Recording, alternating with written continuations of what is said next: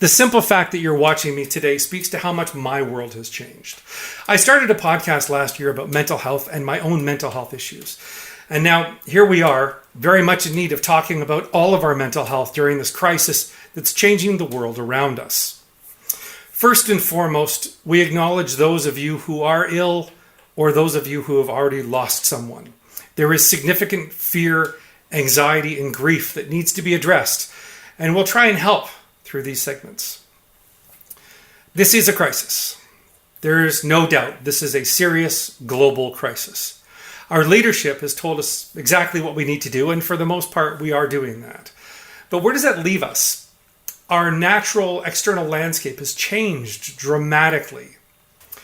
I spoke today with Suzan Hart about what crisis might look like for you and what kind of strategies might help.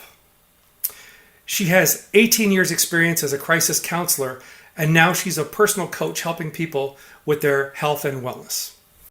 With your extensive background in crisis response, I wanted to have a conversation with you about exactly that, crisis mode. My understanding, the way that I hold that information in my mind is it's a state that people can get themselves into where even the smallest of things end up becoming a crisis for them, and they respond as if it is a complete crisis, physiologically, mentally, everything. And it could be as simple as, breaking an egg and having an eggshell drop into your scrambled eggs that could set you off. And with the way the world is today, there are a lot of people in situations that are completely foreign to them. They've never felt this kind of anxiety or this kind of depression or this kind of crisis before. So let's talk about crisis and how we can identify it within ourselves, recognize that we're suffering from that, and then how do we work ourselves back out of that? Now, that's a great question, Chris. And what's interesting about is crisis is different for everyone. And part of it is determined by what are the stressors that are already going on in my life? Because we all have our threshold. And so what we're seeing is for people, that threshold, it's almost like we're building.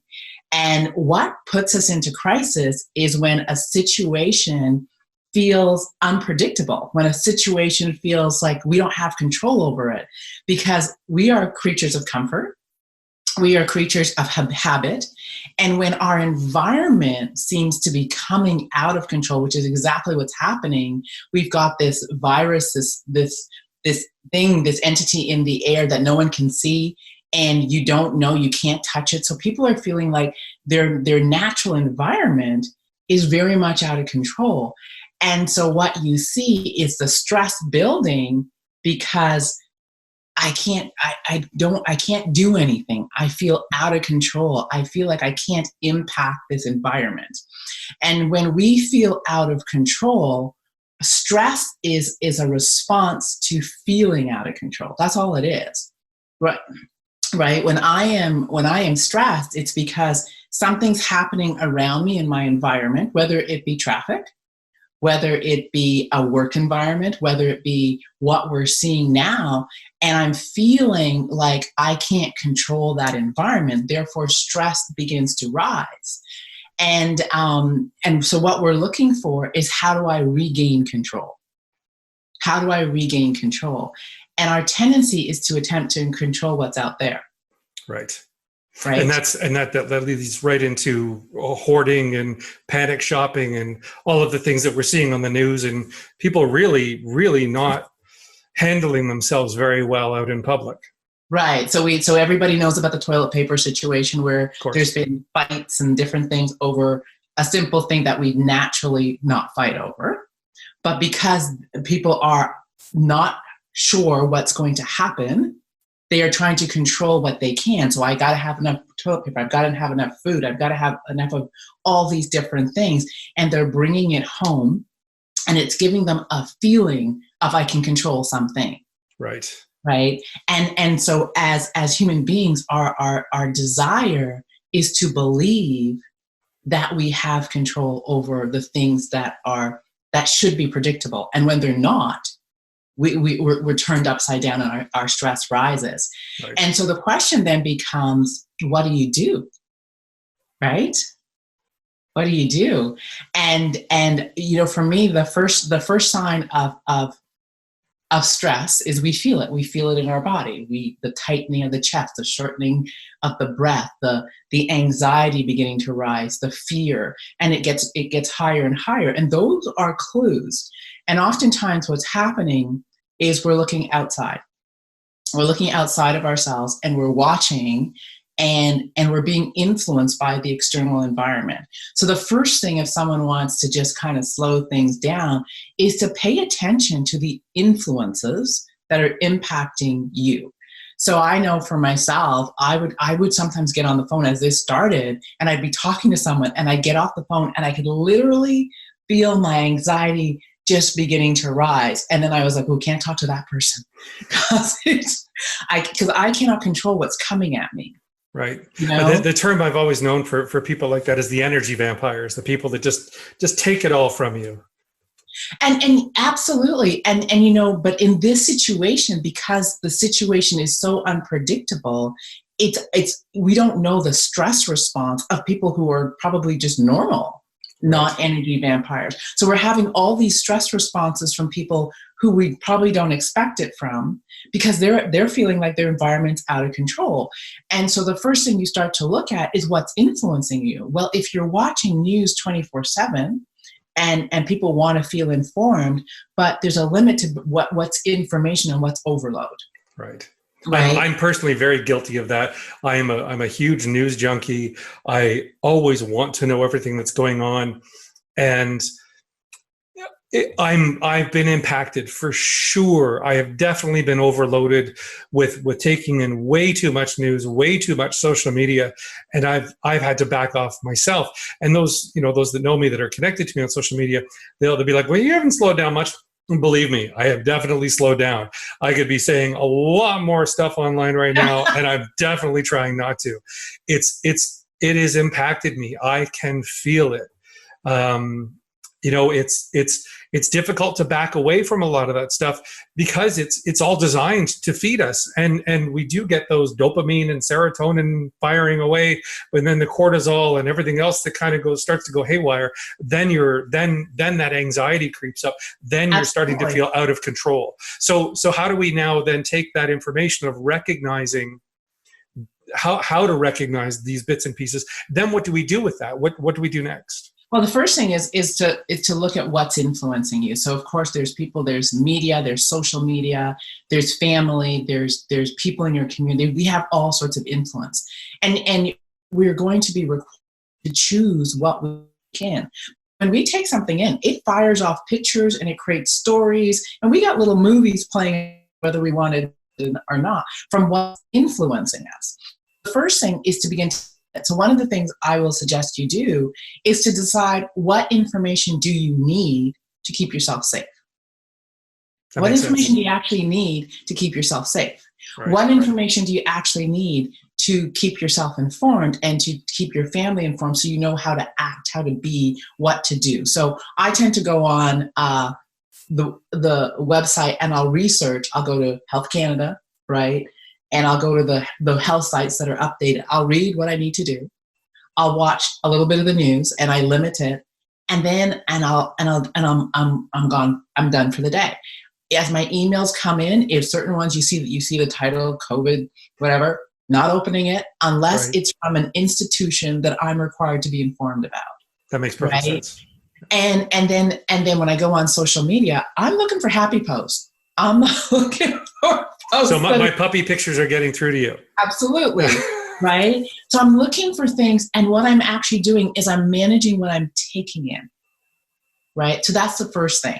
The second thing I'm going to do, and I suggest everyone do, is to also manage your thinking. Right? And how you manage your thinking is you manage what's influencing. And so I'm tracking what I'm thinking, and I'm now going to start to redirect myself. They say that what you focus on will grow and expand, right? So if you focus on all the stuff and all the chaos and drama that we're seeing out there, and some of it's real and some of it's not, but it begins to expand, and so does our anxiety. So now it's like redirect. And so part of what you want to begin to look at is, well, what can I do given what's going on?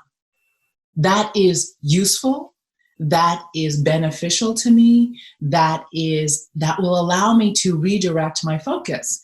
So I started going, well, why don't I serve?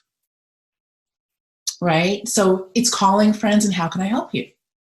It's how many of you haven't reconnected with people in months and maybe years because you just don't have the time? So call and reconnect and put boundaries and say, hey, I'm calling to reconnect. I'm not calling to talk about, but we're all home. Let's reconnect. Some people have kids and family that are flying home. They're coming home and you don't have the time to slow down. Use that as an opportunity for time to slow down.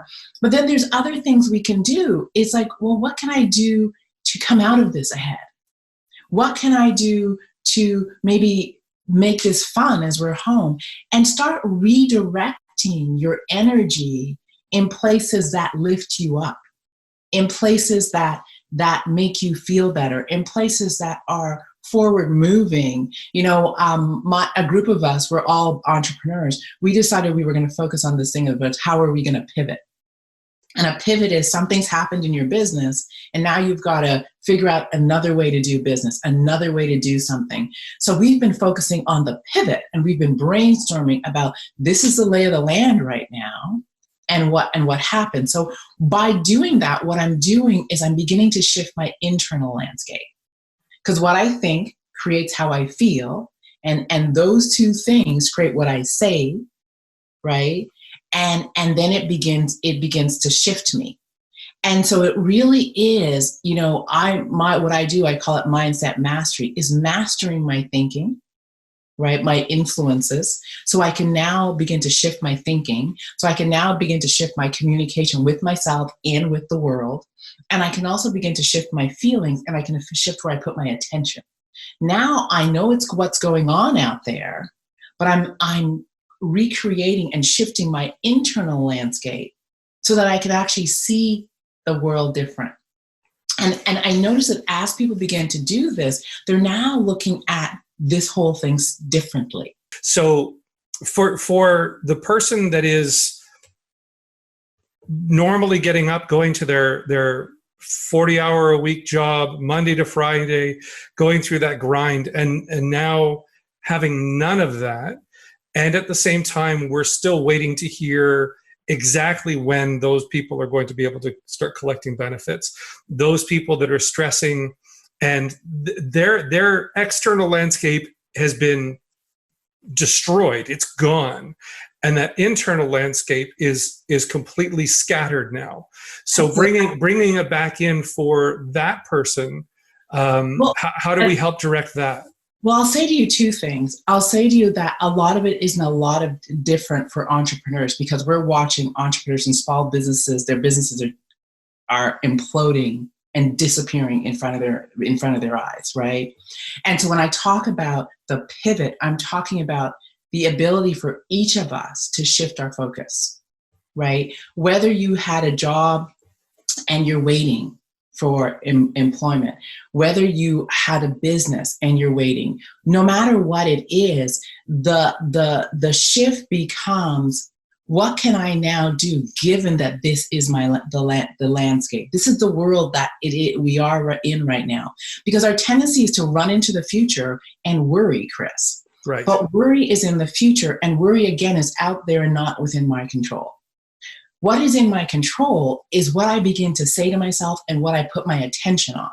Right. So for me, what I'm recommending and what I'm doing is I'm putting my intention on the solution, right? What's the solution, whether it's short-term, whether it's long-term, whether it's what's going on. Like I've challenged people to go, what can you do so that you're not in this exact situation next time something happens? And they go, well, this is not going to happen. I go, a different version of this always happens. Right.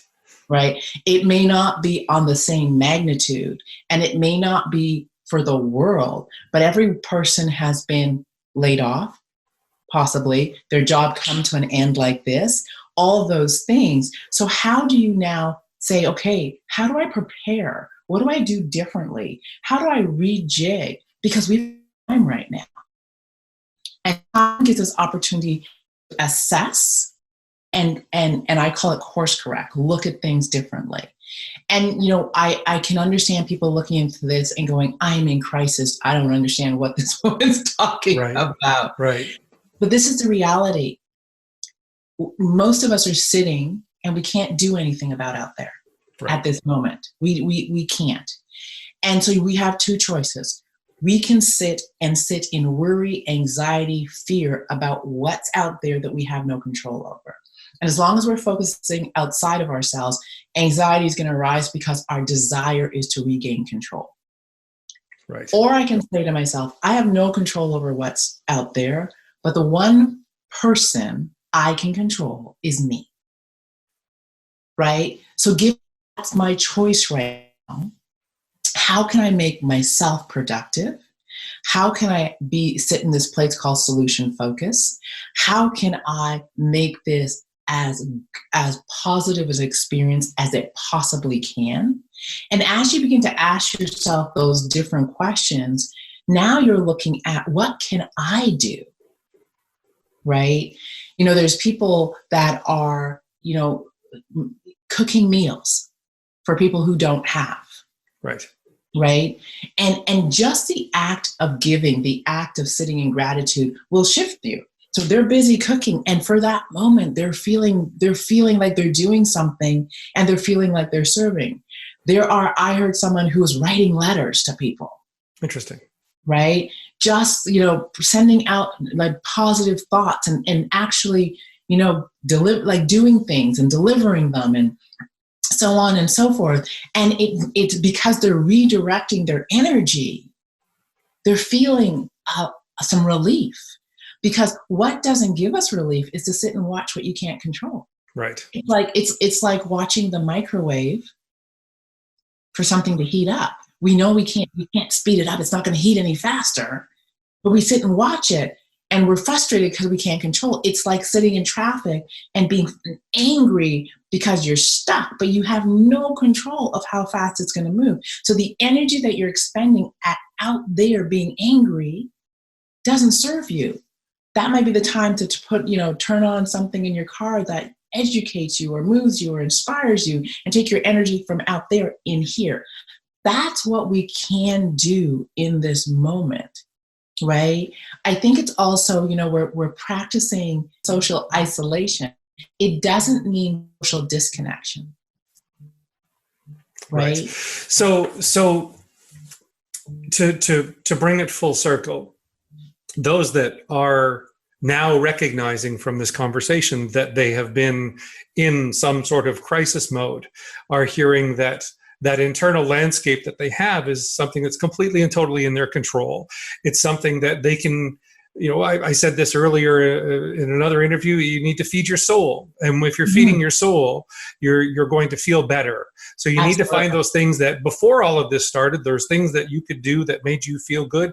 If it means that you need to go off in your own house and separate yourself from your spouse and your kids and your pets and everything else, and go read a book or listen to a favorite album, that natural landscape, you can ground yourself a little bit back into that mentality.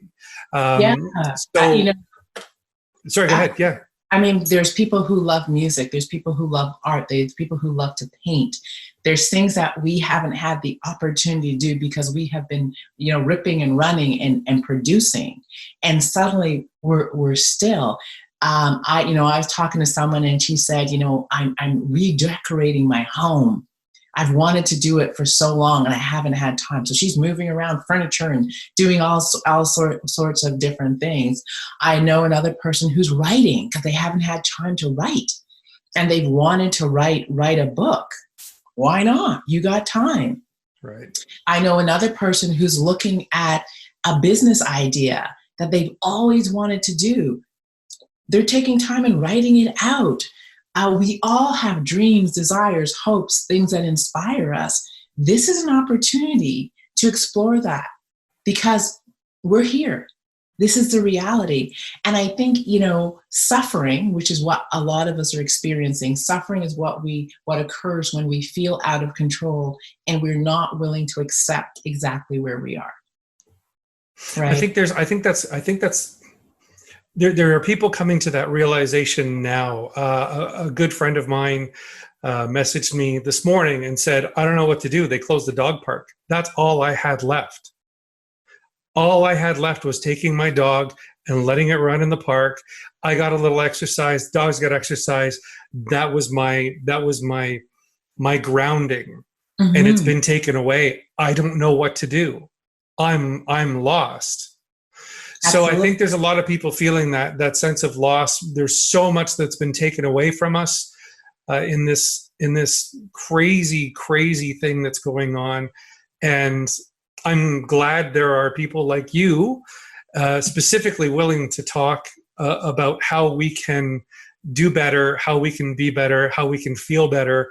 And one of the things, Chris, when we talk about emotions, fear, anxiety, I think one of the things is they aren't just going to go away if we pretend they're not real, right? And we are so conditioned in our society to just look good, pretend we're all right, be okay, that sort of thing. And I think part of the first part of it is admitting to yourself, I'm afraid.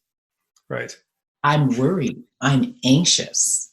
I'm frustrated. I'm disappointed. There's a lot of disappointment. There's a lot of frustration. There's a lot of anger. There's a lot of hurt. There's a lot of overwhelm. There's fear. And I think the first part is to really just be with those emotions. And, I had a friend and she said, I had my cry. I said, me too. Now what? And we let out the emotion. We talked about the emotion. And then we said, now what are we going to do? And after we released it, then we said, okay, let's shift where we're focusing, and let's figure out add next step. Notice I didn't say a whole bunch of next steps, but let's figure out odd next step. Let's figure out something to focus on that's different. What is one thing I can do today that I haven't been able to do or that needs to be done? Right. And sometimes it's the small actions that's all we have. Right? That one thing that I can get done today. So I know there's a lot of people, I got to do my unemployment application, except my boss has closed the doors, whatever reason that is. And all of us are in that mode of surviving, right? So there's people making decisions that are impacting, and there's a domino effect. So except doors have been closed, have, feelings, emotions, cry, whatever it is. Now it's like, I'm going to accept that. Now, what's the next step I have to do? Well, let me go apply for unemployment. Fantastic. And do that. So people can start taking things slower.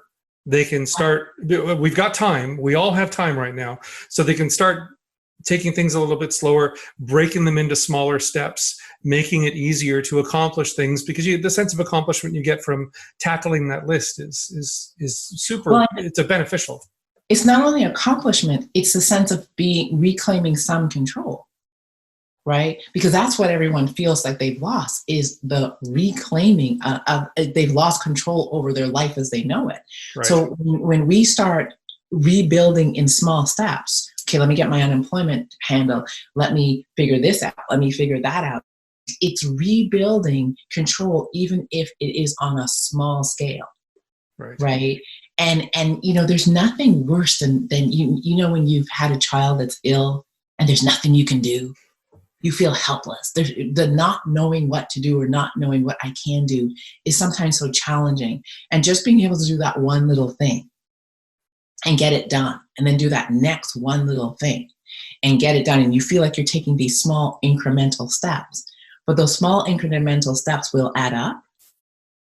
And you'll begin to feel like, okay, I'm feeling like I have a little bit of control. I'm feeling like I have a little bit of a plan. I'm feeling like I have some ideas of what my next steps are. And that's what we as individuals can do. That's how we can reclaim some control over the situation. As we do as we are all being isolated, as we're all practicing this thing called social distancing. It is, what can I do? What can I take charge of to make my life feel a little bit better, to make my life feel a little bit more out of control? And I will say, for many of us, it's going to require that we be creative it's going to require that we step outside of our normal, outside of our comfort zone. It may be that we are going to be required to connect and ask for help and ask for resources and ask for support. Nothing wrong with that. I think we're in a time where it is going to be us reaching out to each other. Right. And saying, I need an ear. I need help. I need support. I don't know how to do this. I'm not sure how to get this done. And I think also, just right on that note, I think also we also know who some of those friends and family are that do need to reach out, and maybe they're not.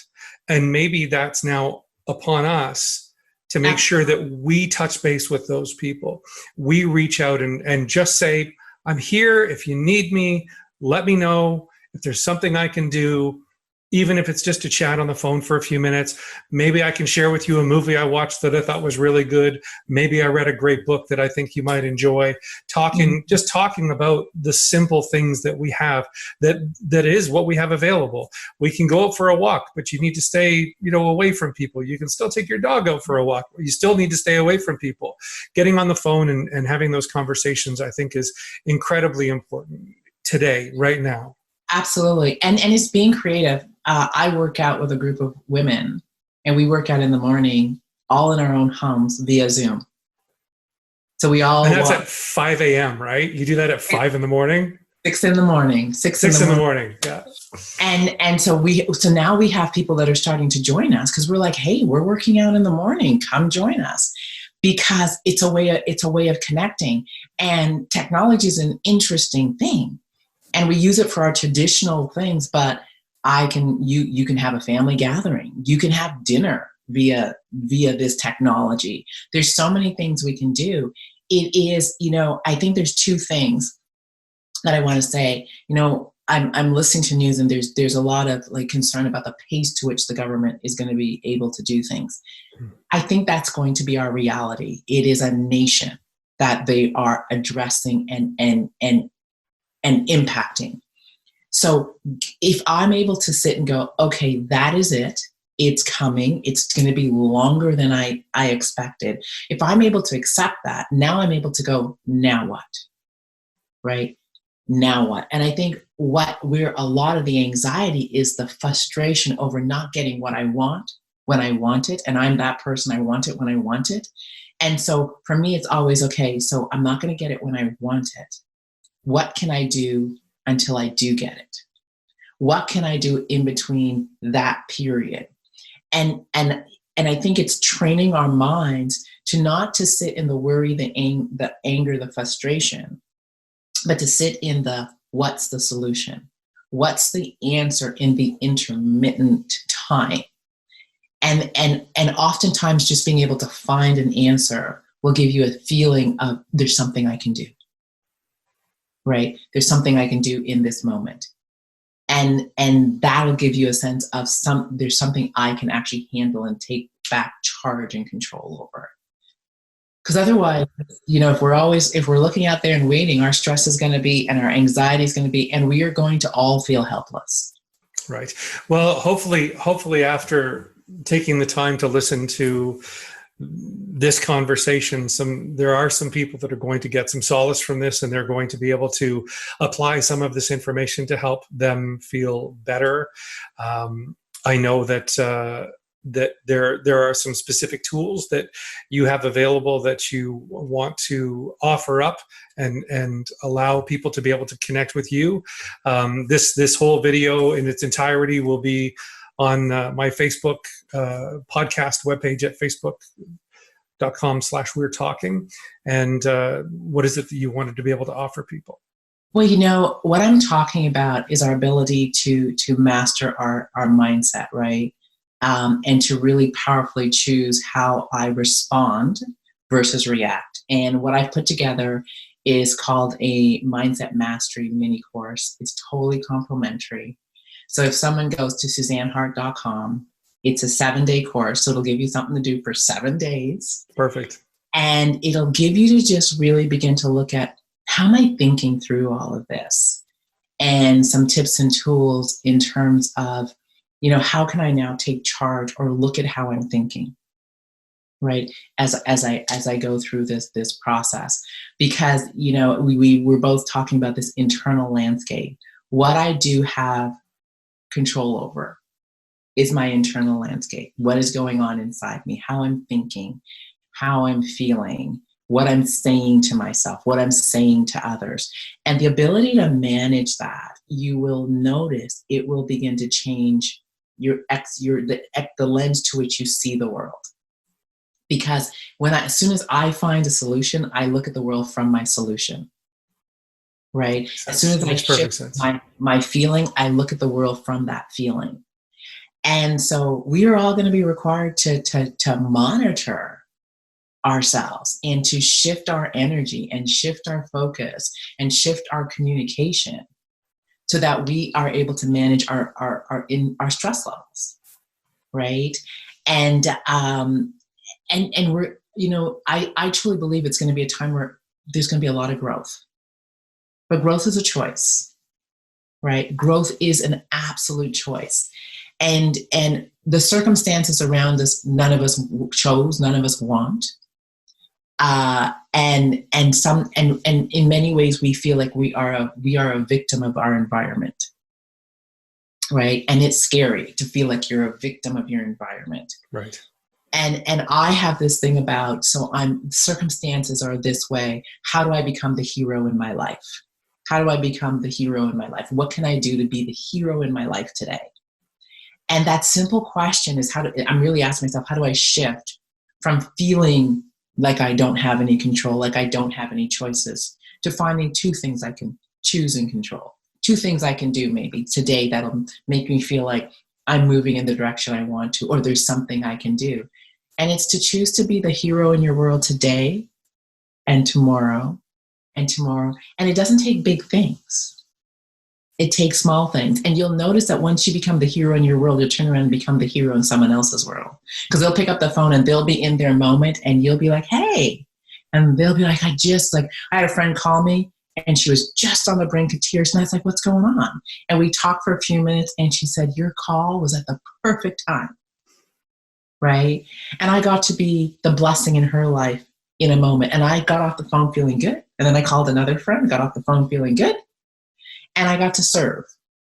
But I had to come to the call choosing to be, I'm good. I have a roof over my head. My fridge is full of food. Yes, I'm inside. But there's a lot of stuff going on. And there's people who are not in the position I'm in. Right?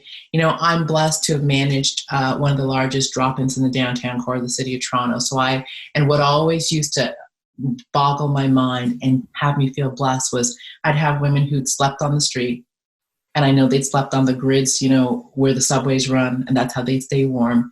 And they'd bounce into the space in total gratitude, in total like, hi, Suzanne, how are you? Thank you for this. And I'd be like, wow. So I tell people I've not yet had a bad day in relation to these individuals. So right. I think for me, it is also learning to be grateful for what I have, what you have, right? There's someone who's probably got a little bit more challenges, and then you'll meet the next person who has even more challenges.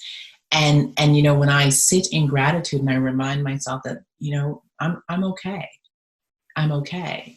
Then I can shift into, so what can I do for someone else who may not be as okay? Is my life perfect? No. Is it off? It feels a little derailed? Yeah. But in the scheme of things, I'm okay. Well, that's hopefully that is where we're going to help get people to by doing what we're doing. And I want to definitely come back and revisit how we're dealing with crisis. Hopefully next week we can do that again. Absolutely. And as always, Suzan Hart, it is a true pleasure to spend time talking with you. And I thank you. It's always a joy to sit down with you, Chris. Thanks. Yeah, it's a blessing. Thank you for what you're doing. This is much needed. In these trying times, we need to be sure to stay grounded and focused on staying healthy and safe.